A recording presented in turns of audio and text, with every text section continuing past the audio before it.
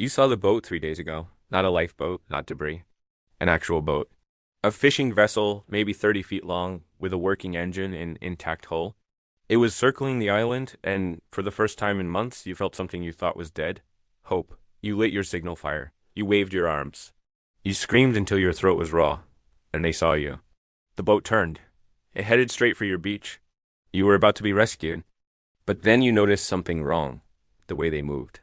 The way the boat hit the beach too hard, too fast, like whoever was driving didn't care about the hull. And when they stepped onto the sand, you saw their faces. Hollow. Desperate. Armed. These weren't rescuers. These were survivors. And they wanted what you had. Welcome back, survivors. This is part 7, the rescue that wasn't. You've fought the infected, you've conquered the island, and now you face the most dangerous threat of all, other people. Because in the apocalypse, humans don't band together and sing songs around the campfire. They take, they fight, and they survive at any cost. Let's talk about how you deal with survivors who aren't here to save you. They're here to replace you. The reality of human threat. Here's what the movies don't tell you. The infected are predictable. They charge, they bite, they die. Simple. Other survivors, they think, they plan, they lie. They manipulate. They'll smile while they figure out how to take everything you've built. Not everyone is hostile.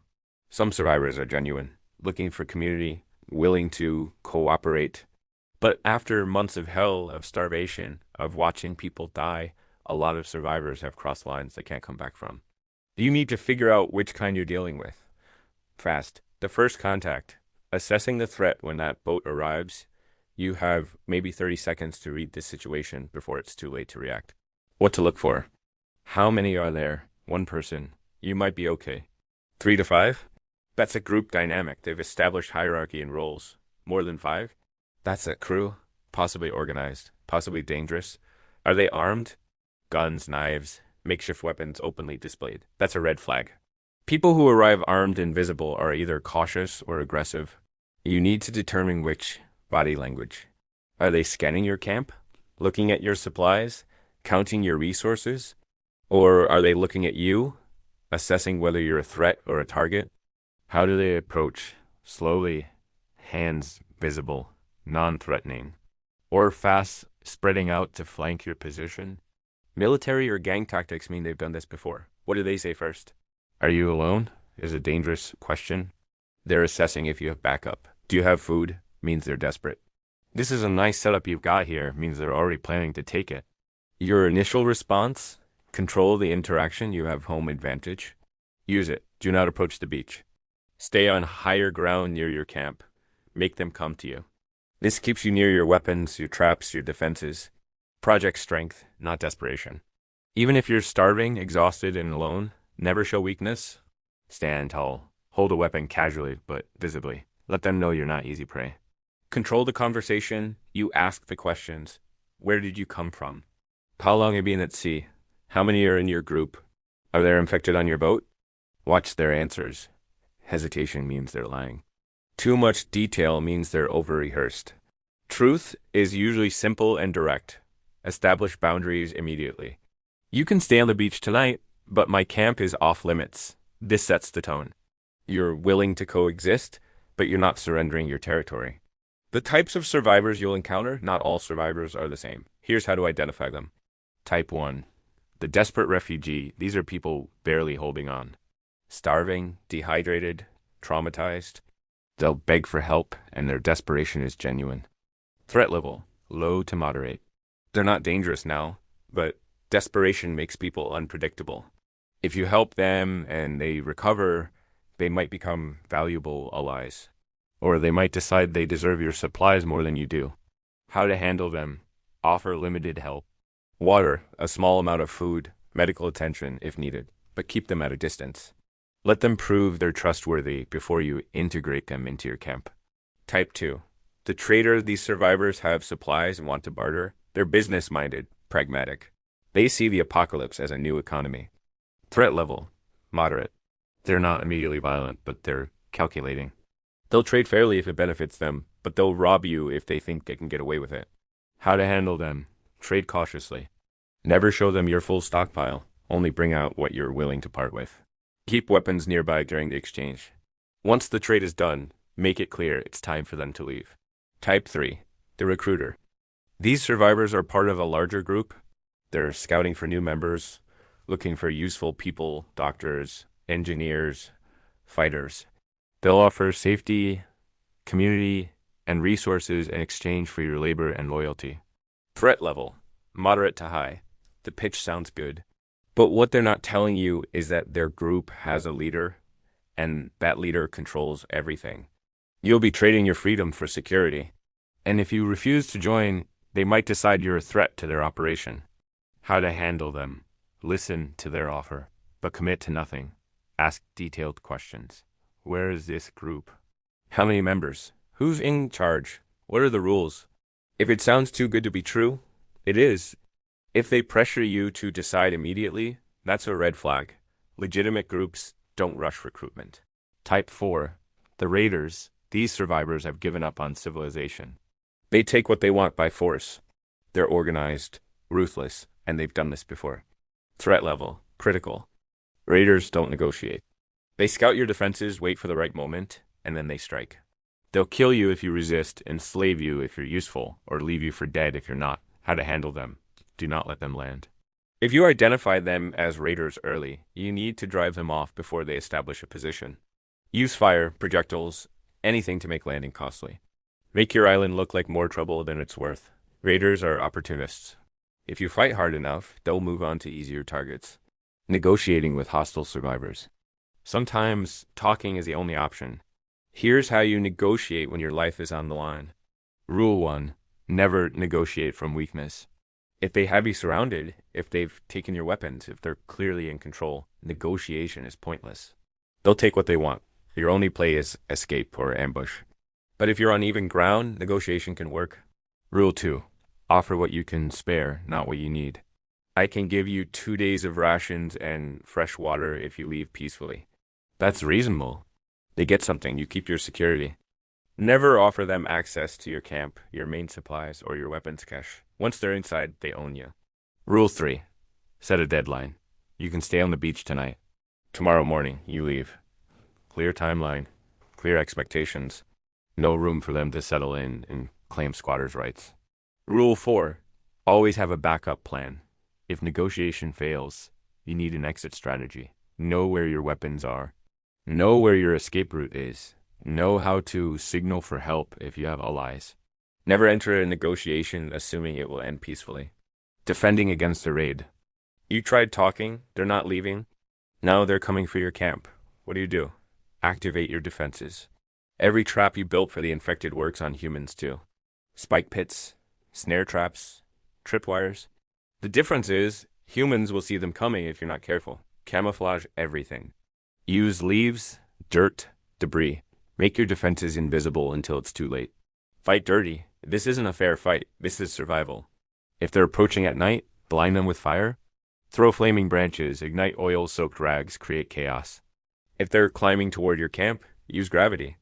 Drop rocks, logs, anything heavy from above. If they breach your perimeter, fall back to your secondary position. Never make your last stand in the open. Fight from your shelter, from the trees, from cover. Use psychological warfare. Humans fear the unknown. Make noise in the jungle at night. Move your camp's firelight to create the illusion of more people. Leave evidence of traps everywhere, even if they're fake. Make them think attacking you costs more than it's worth. The hostage situation. What if they take someone? What if you're not alone on this island and they've grabbed your partner, your friend, your fellow survivor? Do not immediately comply. Hostage takers expect fear. They expect you to surrender to save your friend. If you do, they'll take everything and probably kill both of you anyway. Assess their commitment. Are they serious or are they bluffing? Real killers don't negotiate, they act. If they're talking, they want something. That gives you leverage. Negotiate for time. Okay, I'll get you the supplies. But my cache is hidden inland. It'll take me an hour to retrieve it. Time lets you plan, lets you set an ambush, lets you change the dynamic. The counter ambush.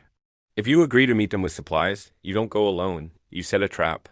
Position yourself with high ground advantage. Lead them into a preset kill zone. Have weapons hidden nearby. When they're focused on the supplies, you strike. It's brutal. It's violent. But if they took a hostage, they've already shown they're willing to kill. You're just acting first. Building alliances. When cooperation is survival, not every survivor is an enemy. Some are potential allies. The question is, how do you tell the difference? The trial period. Let them camp nearby, not in your camp. Share small amounts of food and water, not your full stockpile. Do they pull their weight, or do they slack off and expect you to provide? Do they respect boundaries, or do they constantly push for more access? Do they share what they find, or do they hoard? Actions reveal character. Words can lie. Actions don't. The skills assessment. What can they offer? These are valuable skills. But if they have no skills, no willingness to learn, and no value beyond another mouth to feed, that's dead weight. And dead weight gets people killed. The loyalty test. At some point, you need to know if they'll have your back. Create a scenario, not life or death, but challenging. If they hesitate or make excuses, they're not committed. Forming a group. The rules of survival community. If you found trustworthy people, if you've decided to build something bigger than just yourself, you need structure. Rule 1. Establish leadership. Democracies sound nice. In survival situations, they get people killed. Decisions need to be made fast. Designate a leader. It can rotate, it can be voted on periodically, but at any given moment, someone is in charge. The leader makes final calls on defense, rationing, and conflict resolution. Everyone else can voice opinions, but when it's decision time, the leader decides. Rule 2. Equal work, equal share. If someone doesn't work, fairness keeps resentment from building. Rule 3. Zero tolerance for theft and violence. Stealing from the group means expulsion. Immediate, no second chances. Violence against another group member means expulsion or worse. You can't afford internal conflict. It destroys groups faster than any external threat. Rule 4. Regular group meetings. Every few days, everyone gathers. Discuss supplies, threats, plans, concerns. Transparency prevents paranoia. If someone feels unheard, they become resentful. Resentment becomes sabotage. The betrayal. When someone turns, it will happen. Someone you trusted will betray you. Maybe they've been secretly hoarding supplies. Maybe they've been signaling another group. Maybe they've decided they'd rather take over than cooperate. Recognizing the signs. They're suddenly secretive. They disappear for hours without explanation. They ask probing questions about defenses, supplies, routines. They start undermining the leader. Whispering to others, creating factions, sowing distrust. They become aggressive or defensive when questioned. Overreactions indicate guilt. Confronting the betrayer. Do it publicly, with witnesses. Accusations in private become he said, she said. Public confrontation forces accountability, present evidence. We found the stolen rations in your shelter. Explain. Give them one chance to come clean. If they admit it and show genuine remorse, the group can vote on whether to give a second chance. If they lie, if they deflect, if they attack you for calling them out, expulsion. Immediate. Handling expulsion. You're not killing them. You're removing them from the group. Give them basic supplies, enough water and food for 3 days. Point them toward a different part of the island or give them the option to take a raft and leave entirely. What they do after that is their problem. You gave them a chance. They blew it. Dealing with larger groups. The settlement encounter. What if the survivors who arrive aren't just a small crew? What if there are 30, 40, 50 people with an organized settlement somewhere else? First contact with the settlement. They'll send scouts first. 2 or 3 people, lightly armed, friendly. If they won't tell you, they don't trust you. And you shouldn't trust them.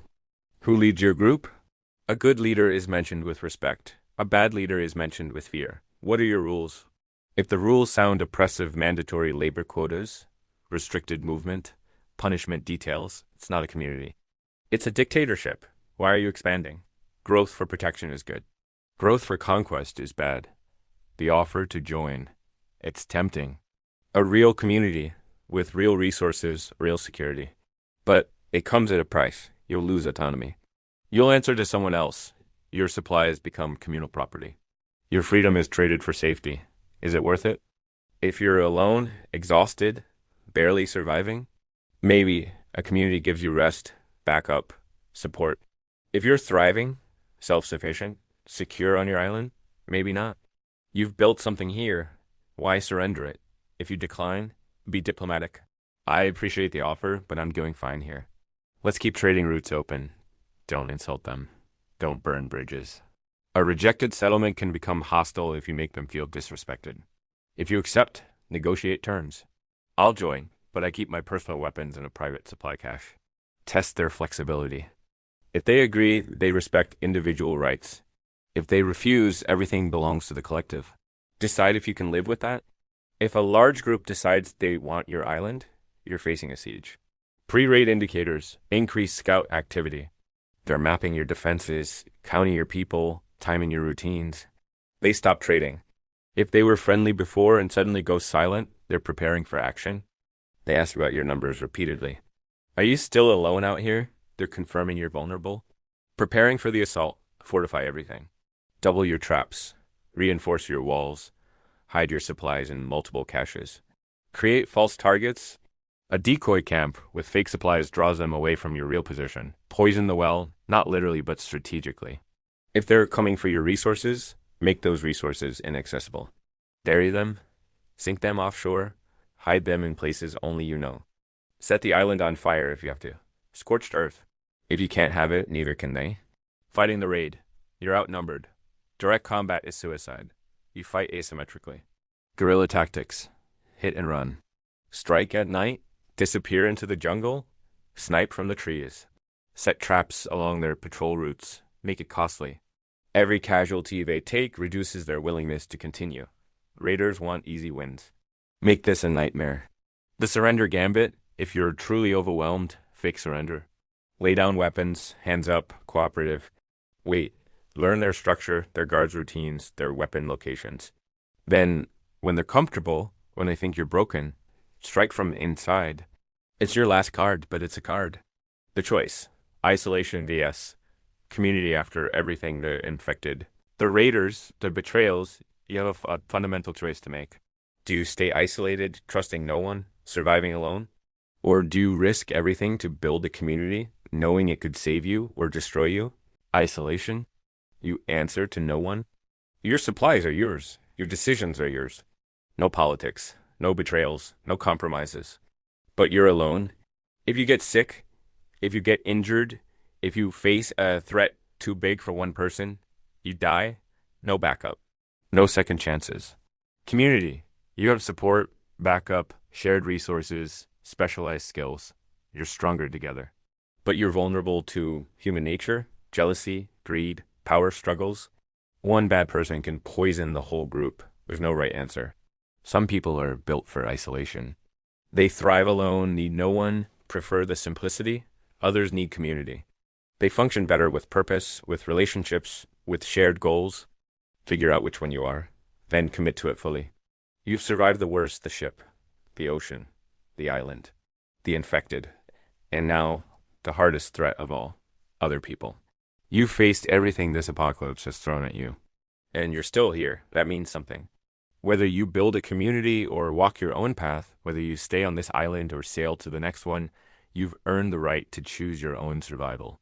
If this guide helped you navigate the human threat, hit that like button and subscribe. Share your stories of cooperation or conflict in the comments. We've been through hell together, and we're still standing. Keep your guard up. Keep your instincts sharp. And stay safe out there. We'll see you in part 8 because the apocalypse doesn't end. It evolves. And so do you. Stay strong, survivor. You made it this far. Don't stop now.